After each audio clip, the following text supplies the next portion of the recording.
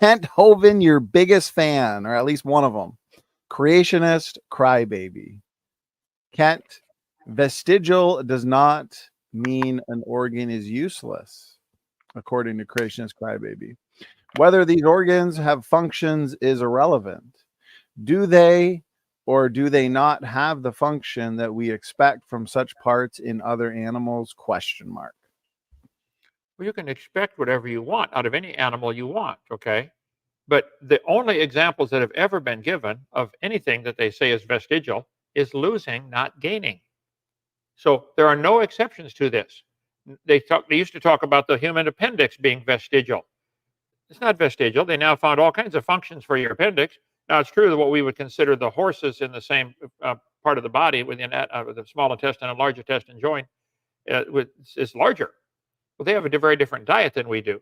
The appendix is not vestigial. It's part of your immune system. This has been known for 30 years, but they're still teaching it in the textbook. If you take your appendix out, you're much more susceptible to lots of diseases. It's part of your immune system. So they say the human tailbone used to be vestigial. Here it is, the the tailbone, snake tailbone. There we go. Textbook says humans have a tailbone that's of no apparent use. It's a vestigial tailbone. Oh, you don't need it anymore. Coccyx of the human has no present function. Oh, okay. Crybaby, I want to see Crybaby's tailbone removed. There you go, Crybaby, you're famous, okay? You're in my slide presentation. Crybaby, if you think their tailbone is vestigial, I will pay to have yours removed. I guarantee you're going to regret that real quickly, okay?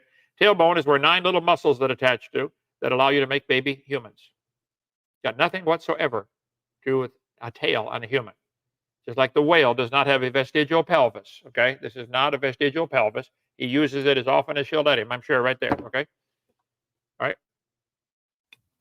Thank you, Kent. Charlie, floor is yours.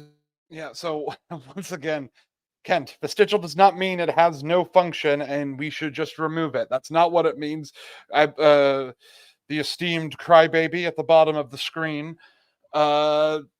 gave the definition that it does not mean it is useless. Yes, please do not remove my tailbone. However, it is not a tail. So that's where it should be. It's about original function, not lack of function.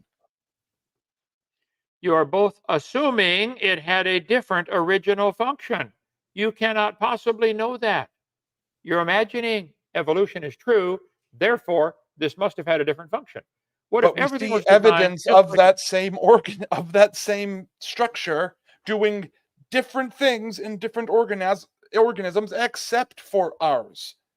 Doesn't prove it. So the fact that a monkey has tailbones that are a lot longer and can swing from them from a tail, from a tree, is no evidence we're related. You can choose to interpret it that way if you wish, and I'm sure you'd like to be related to a monkey for whatever reason. But that's the monkeys. They like their tail just fine. I like my tailbone just fine. That doesn't prove that we lost anything. This goes back. You're leaving science and going to imagination world. Do you use your tailbone? Yeah. For tail-like purposes?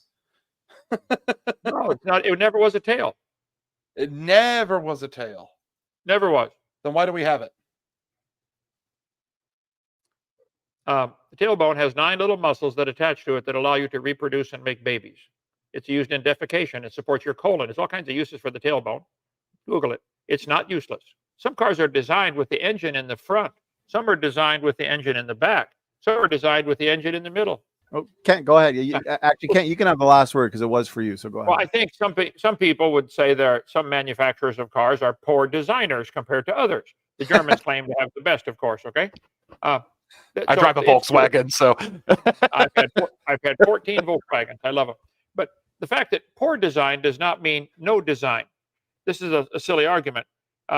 If you see something like there's some carpenters that aren't very good carpenters, but they still pound the nail. So I had a whole bunch of slides on that. Poor design is not evidence for no design. But I don't think there's any evidence even of poor design in the original creation. Now, we are a copy off a copy off a copy off a copy off a copy off a copy of the original. So, of course, there's going to be degrading, but that's not improving. There's no evidence of anything gaining new function, new information. I'm sorry, evolution is a dream, a fairy tale, and you're welcome to have it. but it's a religion, and I wish you would admit it. Crybaby, come visit Dinosaur Adventureland.